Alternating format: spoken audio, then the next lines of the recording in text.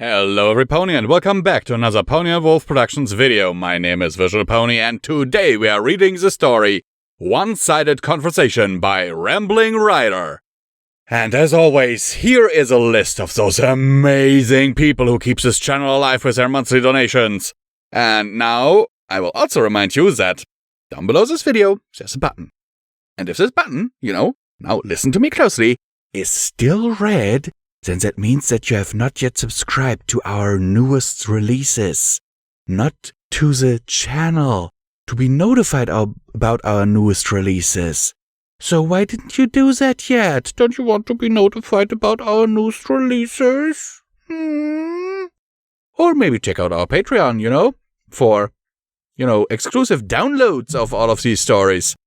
And early access, like, month in advance. This story, for example, is recorded on the 14th of July, 2077. This is not Cyberpunk, 2022. Anyhow, since I'm pretty sure I'm annoying you quite a bit right now, I am going to shut up and get into the meat of the story. Hello, operator? Celestia noticed her in the middle of grocery shopping. Sunset, standing in front of the meat counter, looking very lost. She kept looking down at her phone and back up at the counter like she couldn't believe what she was seeing. Celestia wasn't sure which one Sunset didn't believe and had to restrain herself from asking. She was busy, she had her own shopping to do, and she knew how embarrassed students could be if their principal approached them offering help in public. When Sunset dialed the number and put her phone to her ear, Celestia immediately turned away.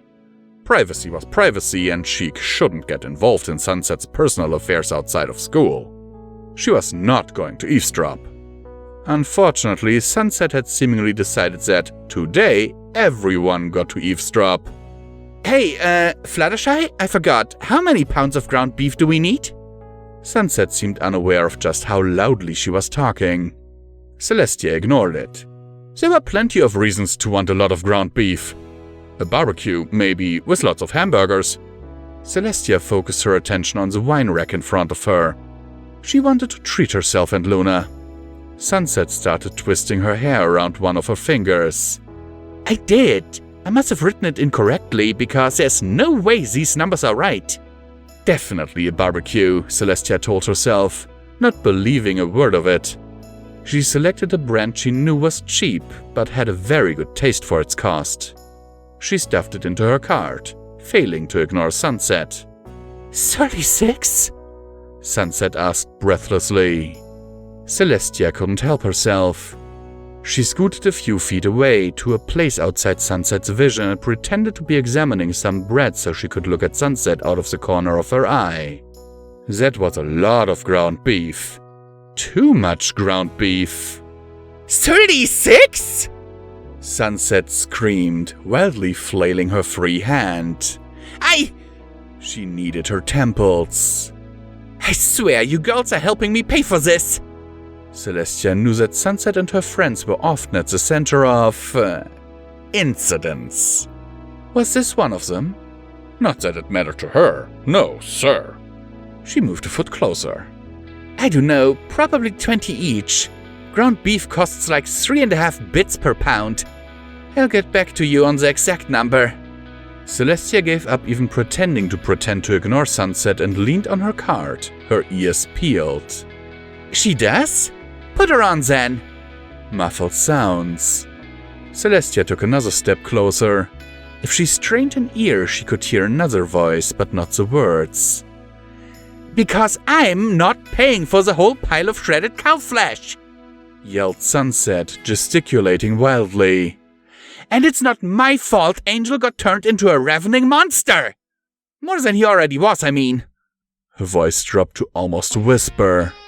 Don't tell Fluttershy I said that. Okay, Celestia was done listening for today. This was eavesdropping and she needed to get home in time for her and Luna to decide on dinner.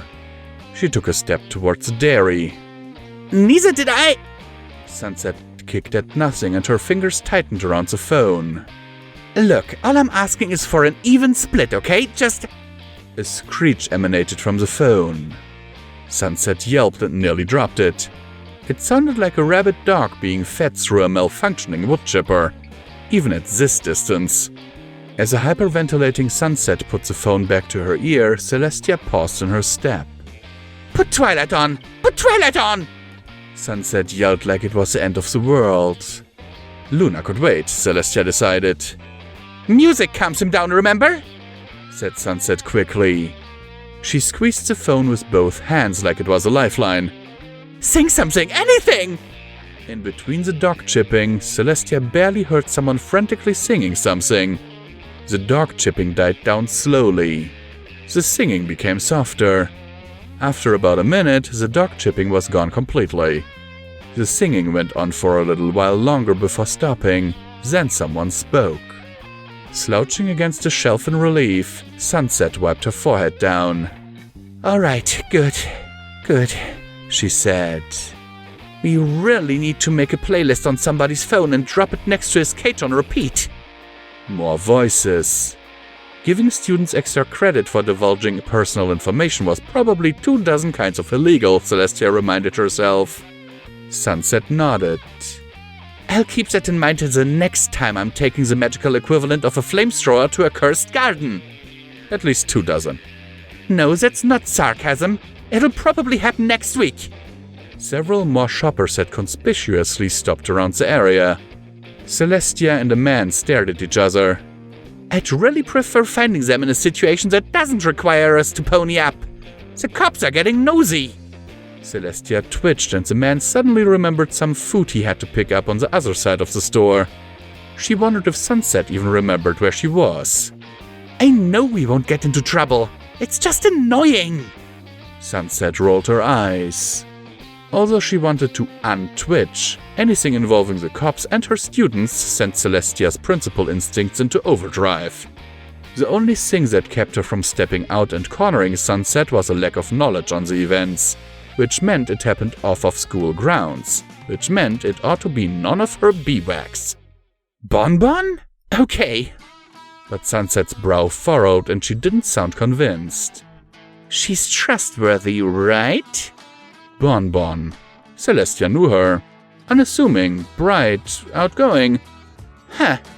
Never would have expected that from her. And something else entirely. Apparently. Something related to law enforcement. "I guess. Look, I still need to pick up all that meat." Sunset took a step towards the meat counter, then spun around and headed for another aisle. "I'm also getting comfort food because heaven knows I need some.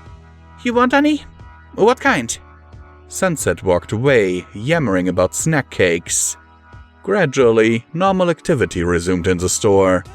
Celestia turned back to the wine rack and pulled the bottle from her cart. She stared at the label, unsure whether she should put it back or get another bottle. Another bottle. Definitely another bottle. Hello and welcome back to Comment Time with Visual Pony, where I remind you that you can support Pony and Wolf Productions through the links down in the description below. Every dollar helps is needed and very much appreciated and helps to keep the lights on around here and helps to keep me eating, you know. Anyhow, let's get into this story. Oh my word. So, Angel Bunny being turned into a flesh-eating, ravaging monster. I kinda would like to hear that story. So this one is already pretty neat. Well done. Seriously, well done, author. Rambling writer, you did a good job on this one. That is all I have to say. Let me know in the comments down below what you think about this one, and we will see each other tomorrow. Sincerely yours, Visual Pony, and as always, I hope that this story finds you well in body and mind.